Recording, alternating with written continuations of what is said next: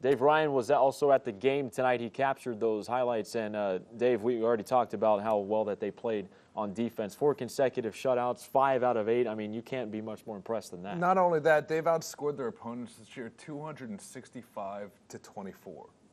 Not one team has scored in double digits against this defense this season, and that's really saying something. You figure you're going to give up 10 points to someone. 9 points is the most they've given up. They did that once, 8 points a couple times, and then what was it? 5 shutouts. I mean, that's really an impressive thing to say to any high school team.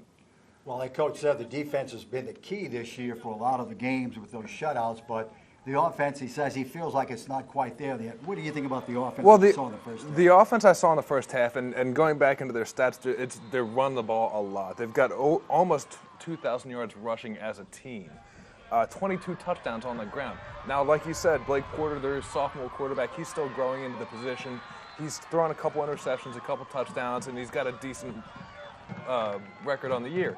But they rely on running the ball, and I really think tonight they showed that. They came out a little slow on their once they got the ball, because the first 2 touchdowns were defensive touchdowns. So to touch the field. They spent the first 8.5 minutes on the sideline. So they came out, they got sacked, they went 4 and out on the first possession. But after that, here you see the long run by Dylan Jolly, and that's what they did. They just ran the ball hard.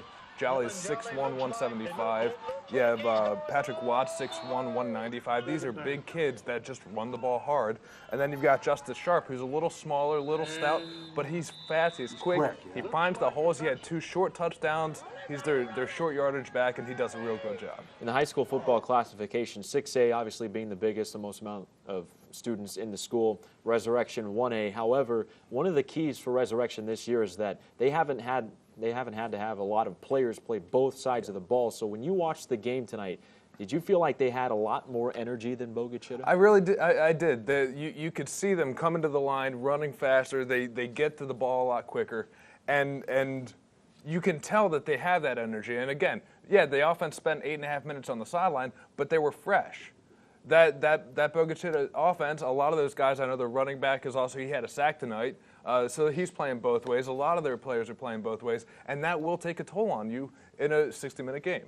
Now, next week, they have the region championship on the line. They play Lumberton. Lumberton is 4-4 overall, but 4-0, and just like Resurrection, so that's going to be one heck of a game. I think it will be. Now, I didn't get a chance to go back and look at Lumberton's non-region games, so I don't know the strength of the teams that they were playing, that they lost those 4 games. But clearly they're a team to not to mess with. They're 4-0 in the region, and this isn't a bad region. There's some good teams in this region. So you think Lumberton having the home field advantage, I really feel like they're going to put up a good fight against Resurrection next week. Going to be interesting, and can't wait to see what you're going to shoot next week for us. Thanks, sir. Appreciate it. Good job again, man.